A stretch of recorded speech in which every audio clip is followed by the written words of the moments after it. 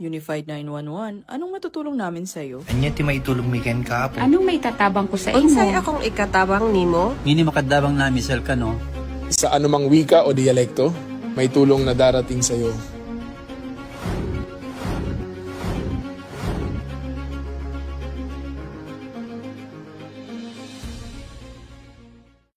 Lilingkod sa bawat Pilipino at magbibigay ng tamang impormasyon para sa tahimik at maayos na Pilipinas. Police News Network, alagad ng batas, tagapagtaguyod ng balitang pulis, sandigan ng mamamayan, patnubay ng katotohanan.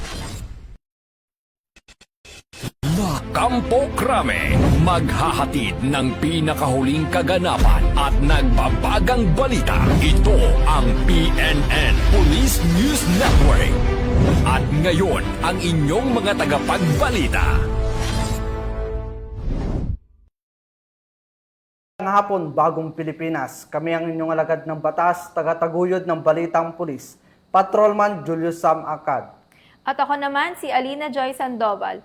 Maghahatid sa inyo ng tamang balita, kwento ng pulis at serbisyo para sa mamamayan. At ito ang PNP News Online. Ang pangunahing balita ng Police News Network, alagad ng batas, tagataguyod ng balitang pulis.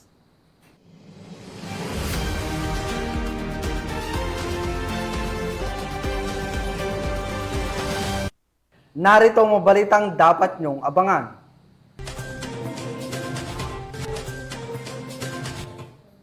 ₱5.3 milyong pisong halaga ng cocaine na kumpiska sa mga ngisda sa Cagayan. Top 1 most wanted person arestado sa kasong frustrated murder sa Pangasinan. At dating kasapi ng alyansa ng magbubukid sa gitnang Luzon, nagbalik loob sa San Jose, Tarlac.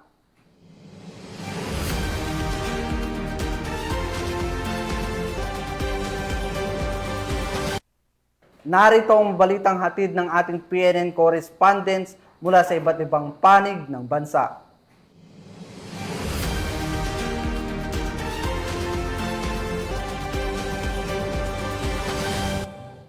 Simulan natin ang balita mula sa bahagi ng Luzon.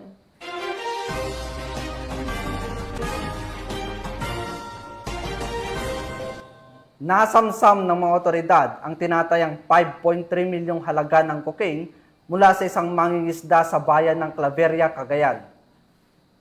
Tinitiyak naman ng mga otoridad na paiigtingin pa ang pagbabantay sa baybayin ng Cagayan upang maiwasan ang pagpasok ng iligal na droga sa bansa. Magbabalita dyan si Patrolwoman Richelle Ledesma. Abot sa 5.3 milyon o higit 1 kilo na hininalang cocaine ang nakumpiska sa isinagawang bypass operation sa Barangay Tagat Sur, Claveria, Cagayan. Dakong alas 11:30 ng umaga ng ika-9 ng Setyembre taong kasalukuyan. Sanib persang Philippine Drug Enforcement Agency Region 2, Claveria Police Station at iba pang unit ng PNP sa pag-aresto kay alias Bong, 43 taong gulang, may asawa, mangingisda at residente ng nasabing bayan. Batay sa investigasyon, ang nasabat na cocaine ay pinaniniwalaang mula sa pakete ng illegal na droga na napadpad sa baybayin ng Claveria. Ngunit hindi ito sinauli o sinuko sa mga otoridad. Ayon sa ulat, mahigit 2 buwan minanmanan ng mga operatibang suspect bago isinagawang bypass operation. Kabilang sa mga nakumpiskang ebidensya, ang 1 kilong bloke na hininalang cocaine na nakabalot sa duct tape at may tatak na coca racing, 249,000 pisong budal money, 1 cellphone, 1 itim na backpack at 1 susi ng tricycle. Mahaharap sa kasong paglabag sa Republic Act 9165 o ang Comprehensive Dangerous Drug Act of 2002 ang suspect. Samantala, pinuri ni Police Regional Office 2, Regional Director, Police Brigadier General Roy B. Pareña ang matagumpay na operasyon at muling binigyan diin ang determinasyon ng kapulisan at mga katuwang ng ahensya sa kampanya kontra illegal na droga. Dito sa Lambak ng Cagayan, ako ang inyong PNN correspondent, Patrolwoman Ledesma, alagad ng batas, tagataguyod ng balitang pulis. Maraming salamat, Patrolwoman Ledesma. Arestado ng PNP ang isang senior citizen na lalaki na nahaharap sa kasong frustrated murder sa barangay Bitmeknek, Sison, Pangasinan. Ang report mula kay Patrolman Dennis Carinal. Arestado ng mga tauhan ng Sison PNP ang isang top 1 municipal most wanted person sa barangay Bitmeknek, Sison, Pangasinan, habang kinilala ni Police Major Gerbil Relota, hepe ng Sison Municipal Police Station, sa pangalang alias Rico, 70 anyos, residente ng barangay Bitmeknek, Sison, Pangasinan. Dakong alas 6:30 ng gabi ng maristo na sabing akusado sa bisa ng warrant of arrest ng Honorable Edna Lu Carolino E.B. Palmano, presiding judge, Regional Trial Court Branch 48, Ordaneta City, Pangasinan, sa kasong frustrated murder at may rekomendadong piyasang 200,000 pesos. Ang tagumpay ng operasyon ay patunay ng matibay na ugnayan sa pagitan ng mamamayan ng pambansang pulisya para sa isang mahalagang hakbang upang higit pang mapalakas ang kampanya laban sa kriminalidad tungo sa isang mapayapa, ligtas at maunlad na bagong Pilipinas. Mula dito sa Ilocos Region, ako po ang inyong Police News Network Correspondent, Patrolman Dennis Carinal, alagad ng batas, tagatawid ng balitang pulis. Maraming salamat, Patrolwoman Carinal. Isang dating kasapi ng alyansang magbubukid ng Gitnang Luzon ang kusang loob na sumuko sa mga otoridad sa bayan ng San Jose, Tarlac. Magbabalita dyan si Patrolwoman Janice Bulahaw. Isang dating kasapi ng alyansang magbubukid ng Gitnang Luzon ang kusang loob na sumuko sa mga otoridad sa Sitio Taal, Barangay Pau, San Jose, Tarlac. Kinilala ang surrendery na si alias Ka-Eric, 33 taong gulang construction worker, may kinakasama at residente ng nasabing lugar. Siya ay dating miyembro ng AMGL at hindi kabilang sa PSR listahan ng mga teroristang grupo. Sa operasyon na isinagawa ng mga intel operatives ng San Jose MPS ng Tarlac Police Provincial Office, voluntaryong isinuko ni Ka-Eric ang isang improvised shotgun na walang serial number at walang bala. Ayon sa ulat, isinailalim muna sa tactical interview ang surrendery at kalaunan ay pinalaya rin matapos ang proseso.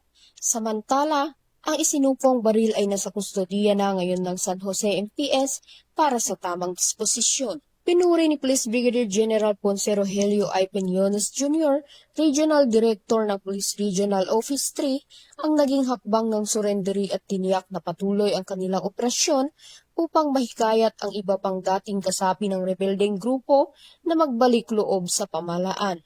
Mula dito sa Gitnang Luzon, ako ang inyong PNN Correspondent, Patrolwoman Janice Bulahaw, alagad ng batas, tagataguyod ng balitang pulis. Maraming salamat, Patrolwoman Bulahaw. Mahigit 600,000 pisong halaga ng smuggled na petrolyo ang nasabat ng mga otoridad sa sinagawang operasyon sa Bataraza, Palawan. Yan ang tinutukan ni Patrolwoman Desiree Padilla.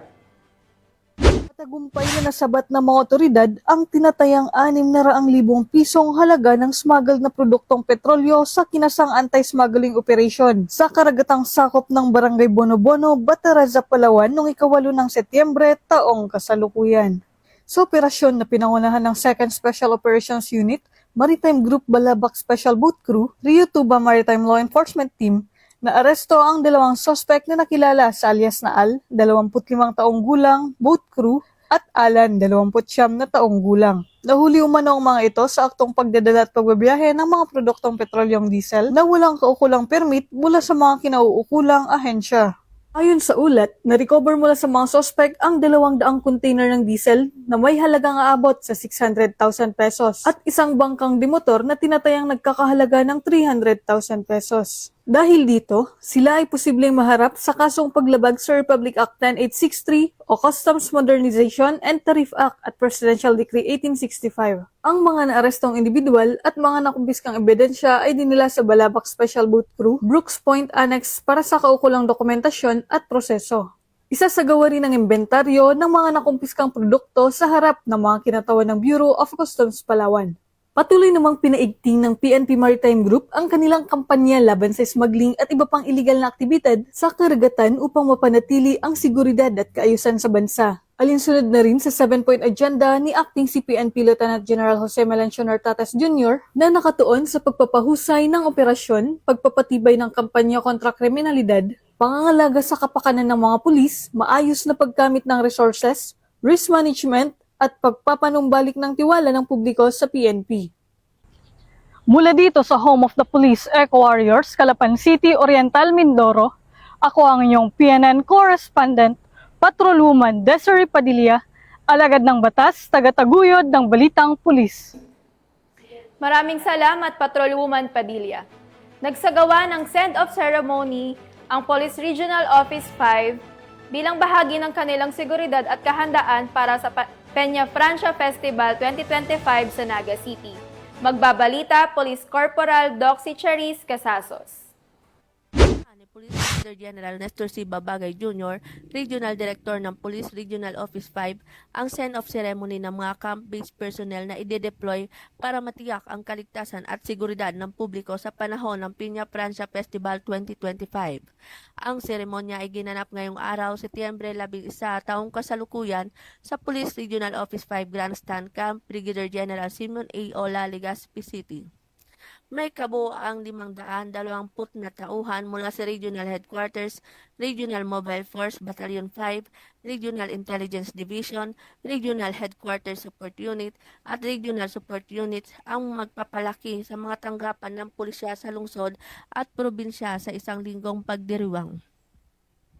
Ipapakalat ang mga ito upang matiyak ang iba't ibang mga gawaing panrelihiyon at pansibiko sa tradisyonal na nakakaakit ng libo-libong mga peregrino, deboto at turista. Sa kanyang mensahe, binigyan diin ni Police Brigadier General Babagay Jr.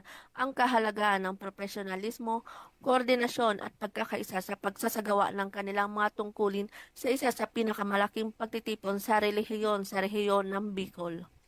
Ang send-off ceremony ay hudyat ng pagsisimula ng buong plano ng deployment ng Police Regional Office 5 upang magarantiya ang kapayapaan, kaayusan at kaligtasan ng publiko sa panahon ng kapistahan ng Peña Francia. Ang mga tauhan ay itatalaga upang matiyak ang mga prosesyon, parada ng sibiko-militar, mga aktibidad sa fluvial at iba pang mga malalaking pagtitipon upang matiyak ang kaligtasan ng mga deboto at bisita. Sa pagpapalagay ng karagdagang puwersa, tinitiyak ng Police Regional Office 5 sa publiko ang pangako nito sa pagpapanatili ng ligtas, maayos at mapayapang pagdiriwang ng pananampalataya at kultura. Mula dito sa Bicol Region, ako po ang inyong PNN correspondent, Police Corporal Doxy Charis Casasos, alagad ng batas, tagataguyod ng balitang pulis. Maraming salamat, Corporal Casasos. Nagbigay ng seguridad ang Eastern Police District sa sinagawang Special Joint Price and Supply Monitoring ng Department of Agriculture sa Pasig Mega Market. Yan ang balitang hatid ni Patrolwoman Maylene Laquier. Mahigpit ang ginawang seguridad ng mga kapulisan ng Eastern Police District sa pagbisita ng kalihim mula sa Department of Agriculture sa ginanap na Special Joint Pricing and Supply Monitoring dito sa Mutya ng Pasig o mas kilalang Pasig Palengke. Sa pagbisita ng kalihim ng Department of Agriculture or DA na si Attorney Genevieve Guevara, Food Terminal Incorporated Regional Manager Edward Medalla, at Department of Trade and Industry na si Joanna Marie Vida Dios sa Mutya ng Pasig Mega Market, Barangay Malinaw, Pasig City. Buong higpit naman ang isinagawang seguridad ng mga kapulisan ng Eastern Police District sa pangunguna ni Police Colonel Leonard L. Luna, Deputy District Director for Administration at Deputy District Director for Operations Police Colonel Glenn D. Lunogan, District Staff at iba pang mga opisyalis ng EPD at miyembro ng Pasig City Police Station sa pamumuno ni Police Colonel Hendrix B. Mangaldan, Chief of Police. Sa nasabing inspeksyon na matataas na kalihim ng Department of Agriculture, DTI at FTI ay upang matiyak na ang mga pangunahing produkto tulad na lamang ng bigas, karne ng baboy at baka, isda, manok, itlog, dilata at iba pang mahalagang bilihin ay tama at naaayon sa itinakdang regulated na presyo at ito ay dumaan sa tamang kalidad na produkto na dapat na ibinebenta sa merkado nang sa ganun maging patas at ligtas ito sa mga mamimili. Sa amin po, as manininda, ganoon din po sa pagbisita sa palengke namin. Maraming salamat at namomonitor namin din yung price namin at saka yung quality ng produkto. Siyempre po nagpapasalamat po para po kahit paano po nakikita po nila yung nangyayari sa palengke po. Hiling ng Eastern Police District sa ating mga kababayan, lalo na sa ating mga mahal na market vendors, na tayo ay sumunod sa batas na itinakda ng Department of Trade and Industry at Department of Agriculture upang hindi po tayo magkaproblema at makapaghanap buhay po tayo ng maayos. Hangad din ng EPD ang kooperasyon ng publiko at i-report ang mga masasaksihang paglabag sa kinauukulan. Nais ng mga kapulisan na tayong lahat ay mamuhay ng patas para sa ikakapayapa at ikakaunlad ng ating komunidad. Mula dito sa Eastern Police District, ako po ang inyong Police News Network correspondent, Patrolwoman Mering Biloquias, alagad ng batas, tagataguyod ng Balitang Pulis. Maraming salamat Patrolwoman Loquias. Para sa ating weather update, ayon sa Pag-asa, walang low pressure area na minomonitor na posibleng maging bagyo sa loob ng Philippine Area of Responsibility. Samantala, pinapayuhan ng publiko na maging handa sa biglaang pagbabago ng panahon at iwasan ang mga lugar na mababa at madaling bahain sakaling magkaroon ng may malakas na ulan.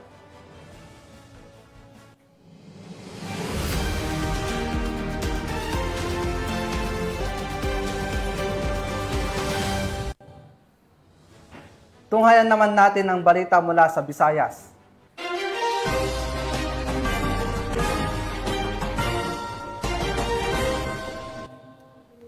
Isang dating kasapi ng Communist Terrorist Group ang kusang loob na sumuko sa mga otoridad sa Barangay Imelda, Mondragon, Northern Samar.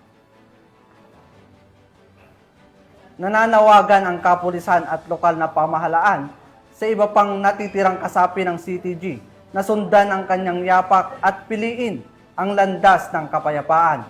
Magbabalita dyan si Patrolwoman Cristel Palafox. Taryong nagbalik loob sa pamahalaan ang isang miyembro ng Communist Terrorist Group sa Barangay Imelda, Mondragon, Northern Samar. Ang pagbabalik loob ay resulta ng matagumpay na panawagan at pagsisikap ng mga tauhan ng 803rd Maneuver Company, Regional Mobile Force Battalion 8, kasama ang 1st Northern Samar Provincial Mobile Force Company, 35th Special Action Company, PNP SAF, Mondragon Municipal Police Station, Provincial Intelligence Team Northern Samar, Regional Intelligence Unit 8 at 43rd Infantry Battalion 8 Infantry Division, Philippine Army. Isinuko rin ng nasabing surrendery ang isang unit ng Colt Caliber .45 M1911A1 US Army, isang magasin at 6 na bala. Ang dating miyembro ng CTG ay nasa kustodiya na ng 803rd Maneuver Company, RMFB-8 para sa facilitation ng kanyang pagsasailalim sa programa ng ating gobyerno na Enhanced Comprehensive Local Integration Program o ICLIP bago i-turn over sa Northern Samar Police Provincial Office. Ang pagbabalik loob ng nasabing surrendery ay representasyon ng programa ng ating gobyerno sa pagwawakas ng insurhensya at terorismo ay matagumpay na naipapatupad tungo sa pagkamit ng payapa at maunlad na bagong Pilipinas. Mula dito sa Police Regional Office 8, ako ang inyong PNN correspondent, Patrolwoman Palafox, alagad ng batas, tagataguyod ng Balitang Pulis. Maraming salamat Patrolwoman Palafox. Nasamsam ng operatiba ng Iloilo City Police Office ang tinatayang mahigit 200,000 pisong halaga ng hininalang shabu sa kinasang bypass operation sa lungsod ng Iloilo. Nakibalita dyan si Patrolwoman Lynette Sablon. Arestado sa ikinasang drug bypass operation ng City Drug Enforcement Unit ang 2 lalaki sa Barangay Mansaya, Lapus, Iloilo City. Nito lamang 10 ng Setyembre, taong kasalukuyan. Kinilala ang mga suspect na sina alias Yokyok, 38 taong gulang, walang trabaho, at residente ng Barangay Mansaya, Lapus, Iloilo City. At si alias Calvo, 42 taong gulang, isang janitor, at residente ng Zamora, Iloilo City proper. Ang nasabing operasyon ay isinagawa ng City Drug Enforcement Unit sa ilalim ng pamumuno ni Police Captain Rocky Jimeno III, officer in charge. Nakumpiska mula sa mga suspect ang 6 na sachet na hinalang shabu na may timbang na humigit kumulang 35 gramo at tinatayang nagkakalaga ng 238,000 pesos. Sa ngayon, nasa kusdiya na sila ng pulisya para sa tamang disposisyon at sasampahan ng kasong paglabag sa Republic Act 9165 o ang Comprehensive Dangerous Drugs Act of 2002. Patuloy na pinagtitibay ng City Drug Enforcement Unit ang kanilang kampanya laban sa iligal na droga, alinsunod sa direktiba ng Pro-6 at pamunuan ng PNP upang mapanatili ang kapayapaan at kaligtasan ng komunidad tungo sa ating bagong Pilipinas. Mula rito sa Western Visayas, ako inyong PNN correspondent, Patrolwoman Lynette Sablon, alagad ng batas, tagataguyod ng Balitang Pulis. Maraming salamat, Patrolwoman Lynette Sablon. Sa patuloy na kampanya ng pulisya kontra iligal na droga at loose firearms, nasamsam ang baril at shabu mula sa isang street-level individual sa isinagawang operasyon ng PNP Cordova, Cebu. Nakatutok dyan si Patrolwoman Judith Nicanor. Nasa kote ng Cordova PNP ang baril at 64,000 na halaga ng hinihinalang shabu mula sa isang street-level individual sa sinagawang bypass operation ng mga otoridad sa Sitio Ilaya, Barangay Ibabo, Cordova, Cebu. Ayon kay Police Major John Caleb Sanchez, Acting Chief of Police ng Cordova Municipal Police Station, Cebu Police Provincial Office, bandang alas 10:30 ng gabi na ikinasa ng mga operatiba ang bypass operation na nagresulta sa pagka-aresto ng street-level individual na suspect na si Jason, 19 anyos at residente ng nabanggit na lugar. Nakumpiska mula sa suspect ang 6 na pakete ng hinihinalang shabu na may timbang na 9.5 grams at standard yard price na 64,600 pesos, bypass money, isang 9mm caliber, isang magazine at 3 9mm na bala.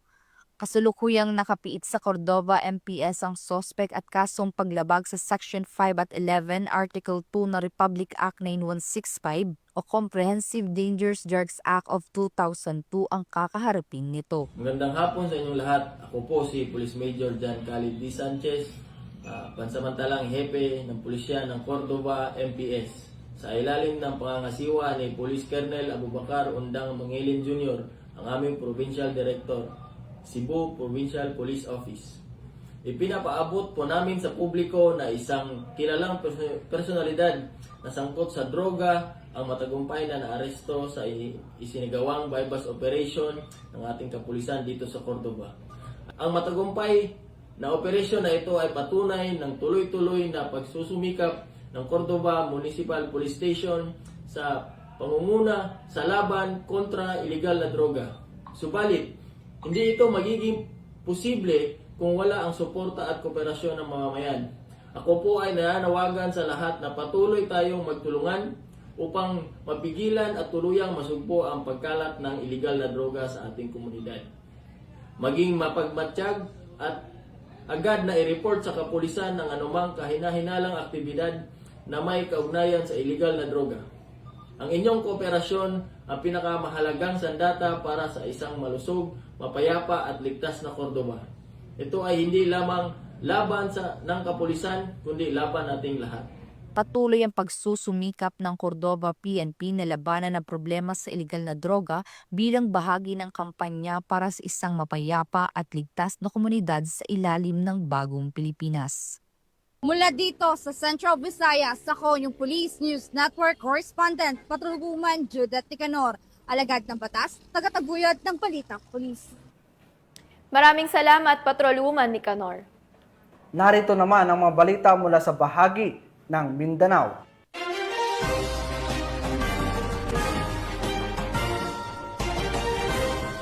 Walang takas ang nakatalang top 5 most wanted person matapos itong maaaresto sa Maguindanao del Norte dahil sa paglabag sa Republic Act 7610 o ang Special Protection of Children Against Abuse, Exploitation, and Discrimination Act. Kasalukuyan nang nasa pangangalaga ng otoridad ang naarestong individual at nakatakdang harapin ang kasong isinampa laban sa kanya. Nagbabalita, Patrolwoman Alibo.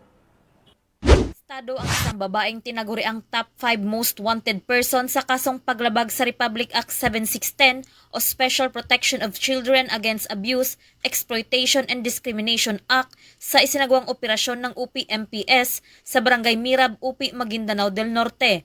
Nito lang may 10 ng Setyembre taong kasalukuyan. Kinilala ni Police Captain Fillmore G. Istosani, officer in charge ng UP-MPS, ang suspect na si alias Jonah, 44 anyos na residente ng naturang lugar.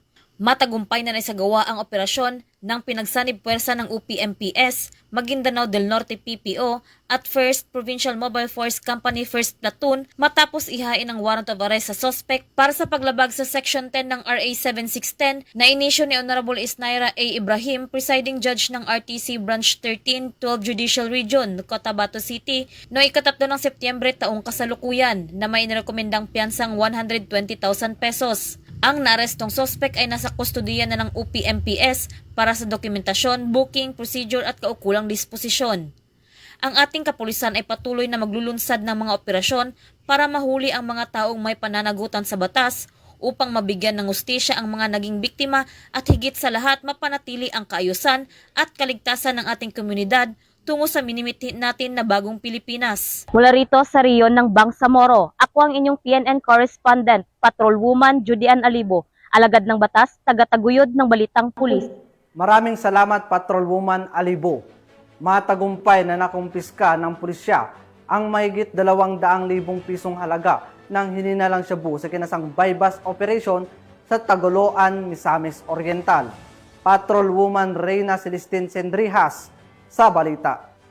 Naaresto ng otoridad ang 204,000 halaga ng shabu sa 3 individual sa isinagawang buy-bust operation sa Barangay Santa Cruz, Taguluan, Misamis Oriental nito lamang 8 ng Setyembre taong kasalukuyan. Ang naturang operasyon ay pinangunahan ng Taguluan Municipal Police Station katuwang ang Misamis Oriental Police Provincial Office. Kinilala ang mga naarestong suspect na sina alias Lulong, 20 anyos, Jelly, 18 anyos at Vince, 23 anyos na pawang residente ng naturang barangay. Nakumpiska sa mga sospek ang 30 gramo ng hinihinalang shabu na tinatayang nagkakahalagang 204,000 pesos at iba pang mga drug paraphernalia. Kasalukuyang nasa kustodiya ng Taguluan MPS ang mga sospek at nahaharap sa kasong paglabag sa RA 9165 o Comprehensive Dangerous Drugs Act of 2002. Ang kapulisan ng Rehiyon 10 ay hindi titigil sa pagpapaigting kontra iligal na droga para sa seguridad ng nasasakupang komunidad.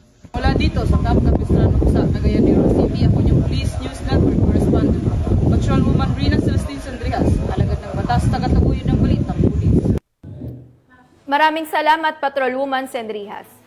Para sa huling balita, arestado ang mag-asawa matapos mahulihan ng hinihinalang shabu at nagkakahalagang mahigit 100,000 piso sa ikinasang buy-bust operation ng mga otoridad sa Compostela, Davao de Oro. Nagbabalita, Patrolwoman June Mary Joy Rupin. Nahuli ng mga otoridad ang mag-asawang kinilala sa alis na Gregorio at Bernadette matapos ang sinagawang search warrant operation na pinangunahan ng mga operatiba ng Provincial Drug Enforcement Unit noong Setyembre 9 sa kanilang tirahan sa Proc 5, Barangay Poblacion, Compostela, Davao de Oro. Sa nasabing operasyon, nakumpiska mula sa mag-asawa ang hinihinalang shabu na tinatayang tumitimbang ng humigit kumulang 15 gramo na ayon sa pamantayang presyo ng droga ay nagkakahalaga ng 102,000 pesos. Ang mga suspek ay agad na inaresto at ipinaalam sa kani-kanilang mga karapatang konstitusyonal sa wikang kanilang lubos na nauunawaan. Sa kasalukuyan, nasa kustodiya na ng Compostela Municipal Police Station ang mga suspek at naharap sa kasong paglabag sa Section 11 ng Republic Act 9165 o Comprehensive Dangerous Drugs Act of 2002. Patuloy ang pinaigting ng kampanya ng pamalaan laban sa iligal na droga at ang pagkakasamsam sa shabu na nagkakahalaga ng mahigit 100,000 piso ay isang malaking hakbang upang mapanatili ang kapayapaan at kaayusan sa lalawigan ng Davao de Oro. Mula dito sa Police Regional Office 11, ako ang inyong PNN correspondent, Patrolwoman June Mary Joy Rupin, alagad ng batas, tagataguyod ng Balitang Pulis. Maraming salamat, Patrolwoman Rupin. At yan ang mga balitang nakalap ng ating PNN correspondents mula Luzon, Visayas at Mindanao. Sa ngalan ng pamunuan ng Philippine National Police, sa pangunguna ni Acting Chief PNP, Police Lieutenant General Jose Melencio Nartates Jr. at sa pamumuno ni President Ferdinand Bongbong Marcos Jr. Kami ay maglilingkod sa bawat Pilipino at magbibigay ng tama at balanseng balita. Mula rito sa tanggapan ng tagapag-ugnay ng Pambansang Pulisya, kami ang inyong alagad ng batas, tagataguyod ng Balitang Pulis. Patrolman Julius Sam Acad. At ako naman si Alina Joy Sandoval. Maghahatid ng tamang balita, kwento ng pulis at serbisyo para sa mamamayan. At ito ang PNP News Online. Ang pangunahing balita ng Police News Network.